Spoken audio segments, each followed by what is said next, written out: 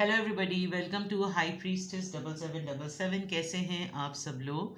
मैं आ गई हूँ एक और फ्रेश रीडिंग के साथ, और आज की रीडिंग में बिल्कुल simply straight forward, do they miss you. क्या आपके पर्सन आपको मिस कर रहे हैं या नहीं।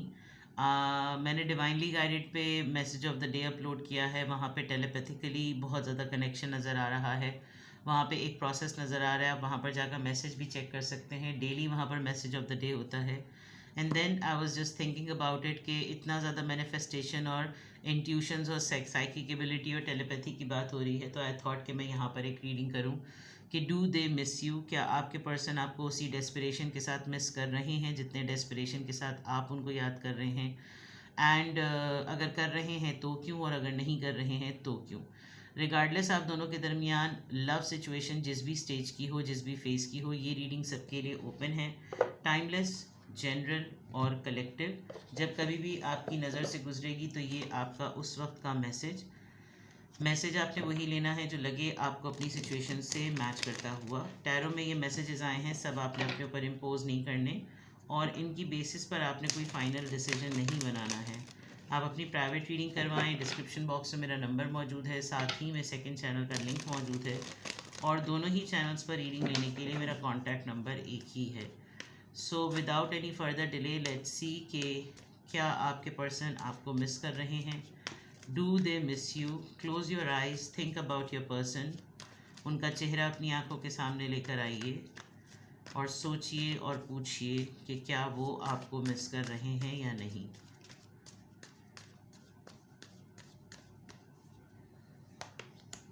Phoenix, not enough, interested, talking, heart break.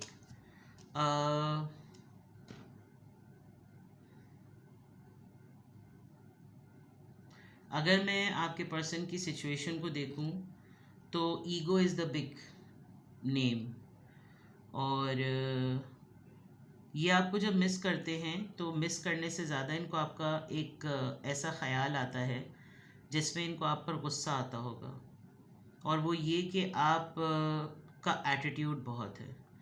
तो मिस भी करते हैं, क्योंकि मिस करने में जो सबसे इम्पॉर्टेंट बात नज़र आ रही है वो ये कि अगर आप थोड़ा सा चेंज हुए, आप थोड़ा सा ट्रांसफॉर्म हुए, आपने ये प्रूव कर दिया कि आप एक बहुत यूनिक इंडिविजुअल हैं, और हैं भी, because Phoenix rising is like something जो कि सेंचुरीज़ में कोई एक ब्रीड जो है ना, कोई एक इंसान ऐसा पैदा होता है जिसके अंदर वो बहुत ऐसी क्वालिटीज़ होती हैं कि वो जैसे मिट्टी को हाथ लगाए तो वो सोना बन जाए। वो इतना डिटर्मिन्ड होता है कि वो जो प्लान करे वो अपने परसिस्टेंट एटीट्यूड से वो चीज़ों को हासिल कर लेता है। कंसिस्टेंसी उसमें आखिरी होती है, मतलब उसको बीट करना और हराना मुश्किल होता है। नॉट अ हेड स्ट्रॉन्ग, लेकिन मेहनत वाली लक जो है ना वो उसके साथ होती है। तो आपके पर्सन जब कभी भी आपके बारे में सोचते हैं तो आपको याद करने से ज़्यादा इनको थोड़ा थोड़ा सा ना ऐसा ख्याल आता है कि मेरे याद करने से क्या फ़ायदा। वो एक चेंज्ड माइंड हो गया उसका, और उसने जितना कुछ बर्दाश्त किया, उसने जितना कुछ सहा है, उसको लाइफ ने जो कुछ दिया, उसको रिलेशनशिप ने जो कुछ भी दिया है, वो उसमें टूट फूट के एक अजीब ही सी, एक बहुत ही मुख्तलिफ सी और एक चेंज पर्सनालिटी बनकर ना वो भर कर बाहर आया है या बाहर आई है। तो और ये एक फ़ियर की बात भी है, बिकॉज़ डर भी लगता है इस चीज़ से। आपके पर्सन जब आपको याद करते हैं तो उनको इतना ज़रूर ख़्याल आता है कि उसके लिए मैं कुछ भी कर लूँ ना, उसके लिए काफ़ी नहीं होगा, क्योंकि उसने बहुत ज़्यादा कुछ किया है, और जिसकी वजह से मेरा कॉन्फिडेंस जो है ना वो लैक करता है। बिकॉज़ वो मुझे कभी कभी डर लगता है कि वो मुझसे आगे से ये ना बोल दे कि आपने बस इतना ही किया, आपको वो टाइम याद नहीं जब मैं ये करता था या ये मैं ये करती थी, मैंने तो यहाँ तक किया है, मैंने तो वहाँ तक किया है। तो उसमें क्या होता है कि उनको ये ख़्याल आता है कि वो अपना नुकसान ज़रूर कर लेगी, अपने आप को चोट ज़रूर पहुंचा लेगी, अपने आप को हर्ट ज़रूर कर लेगी, लेकिन उसकी ईगो इतनी ज़्यादा बढ़ गई कि उसकी ईगो से ना मुझे डर लगने लगा है। मतलब एट द सेम टाइम उसको उसकी अना भी है, और एट द सेम टाइम उसको डर भी है, और उसकी फ्रस्ट्रेशन से मुझे डर लगता है कि अगर मैंने उसको अपने किसी भी बिहेवियर से फ्रस्ट्रेट किया तो वल्लाह आलम आगे से क्या करें। Do they miss you. Actually आप उनको मिस कर रहे हैं या वो आपको मिस कर रहे हैं, और आप उनसे क्वेश्चन कर रहे हैं। कमाल की बात यह है कि ये आपसे बात करना चाहते हैं, और ये आपके मैसेजेस का वेट करते हैं। या आपकी टेक्स्ट और कॉल्स का, और इनको थोड़े अरसे तक आपको चेज़र की एनर्जी में रखना है कि मैं देखूं तो सही कि ये एफर्ट के तौर पर किस हद तक जाए। तो एट द सेम टाइम एक वो वाली बात है, इंतज़ार करने वाली बात है। और बातें आप लोग बहुत ज़्यादा शायद करते हैं, आप लोग टेक्स्ट मैसेजेस पे बहुत बात करते हैं, वॉइस नोट्स बहुत एक्सचेंज करते हैं, और उसमें ऐसा लग रहा है कि बिल्कुल क्लियर है ये सिचुएशन। आप लोग ईमेलिंग करते हैं, स्नैपचैट पे स्ट्रीक्स भेजते हैं, और जो कुछ भी करते हैं आपको लगता होगा कि हर वक्त स्टेटस पॉइंट ऑफ व्यू से, टाइमिंग्स के पॉइंट ऑफ व्यू से, ऑनलाइन अवेलेबिलिटी के पॉइंट ऑफ व्यू से लास्ट सीन नज़र आ रहा होता है, लेकिन इसके हाथ में मोबाइल होने के बावजूद भी ये मुझे मैसेज क्यों नहीं आते, इसके मुझे कॉल्स क्यों नहीं आती, और यही चीज़ वो आपके लिए भी सोचते होंगे। डू दे मिस यू, क्या वो आपको मिस कर रहे हैं, हर्ट हैं, और ना चाहते हुए भी आपको इल्ज़ाम दे रहे हैं कि आपकी वजह से हर्ट हैं, थोड़ा सा लॉस्ट फील कर रहे हैं, और उदासी है, टूटा फूटापन जिसको कहना चाहिए, और इनको लग रहा है कि बस ये ऑलमोस्ट ब्रेकअप स्टेज है, कि अब शायद पहले दिन की तरह ये सब कुछ नहीं होगा। आई डोंट नो मैं किसकी एनर्जी पिक कर रही हूँ, लेकिन अभी कुछ बिगिनिंग ही नहीं हुई थी कि बिल्कुल एंडिंग वाली बात आ गई है। तो do they miss you, you are too difficult for him और her to handle. Phoenix Rising में ऐसे बंदे को जो कि तमाम तबाहियों में से निकल कर बाहर आया हो, तो उसको हराना और उसको बीट करना और उसको कन्विंस करना बड़ा मुश्किल होता है, क्योंकि ऐसा इंसान अकेले रहना सीख चुका होता है, ऐसा इंसान की प्रायोरिटीज़ बहुत मुख्तलिफ होती हैं, और आपके पर्सन को शायद यही लग रहा है कि बहुत सारा ना मिलने पर एक इंसान ने तसल्ली कर ली कि मुझे कुछ भी नहीं मिल सकता, तो मुझे लेस पे ही कॉम्प्रोमाइज़ करके ज़िंदगी चलानी है, और वो बहुत बेटर ज़िंदगी चल रही है। तो कोई भी चीज़ इसमें XYZ ऐड होगी तो ज़रा प्रॉब्लम हो सकती है, बिकॉज या तो ये टू डिफ़िकल्ट टू हैंडल हो जाएगा, या फिर it's not my cup of T वाला मामला हो जाएगा। तो do they miss you, yes, बहुत ज़्यादा। मतलब मैं अगर आसानी से कहूँ कि वो आपको याद तो कर रहे हैं, लेकिन साथ ही में वो डर रहे हैं, क्योंकि डरने का मतलब ये है कि वो आपको हैंडल नहीं कर सकते, वो आपको संभाल नहीं सकते, ठीक है। Do they miss you, hermit tarot से ज़रा चेक करते हैं कि क्या है उनकी तरफ से channel messages. Do they miss you, जब वो आपको याद करते हैं तो उनके किस तरह के चैनल मैसेजेस होते हैं, let's see. Do they miss you,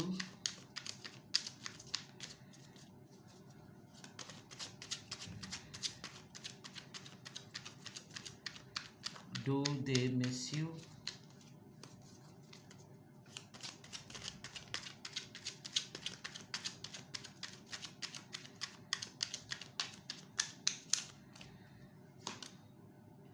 they are waiting for you,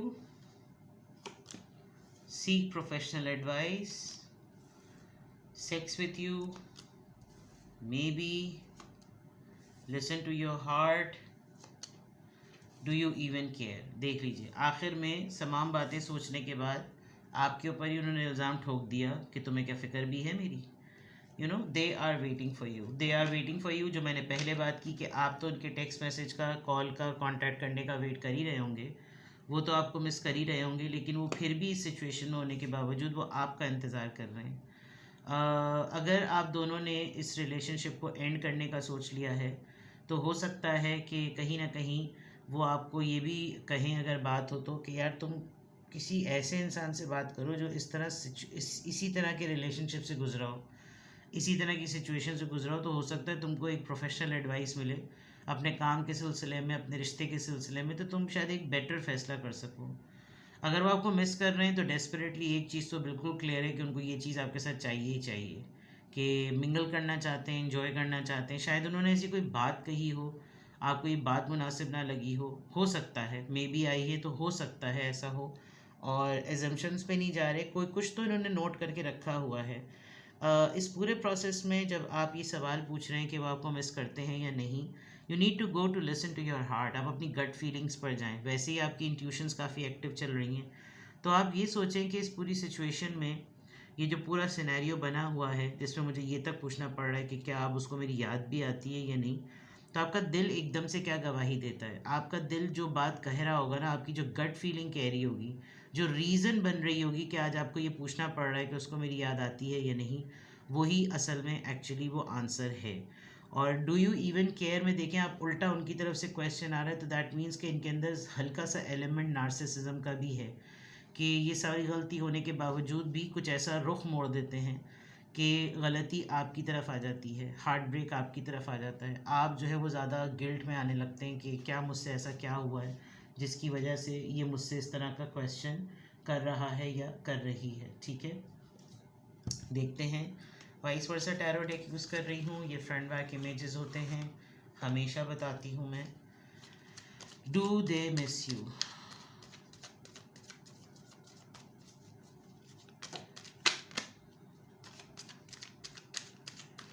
Do they miss you?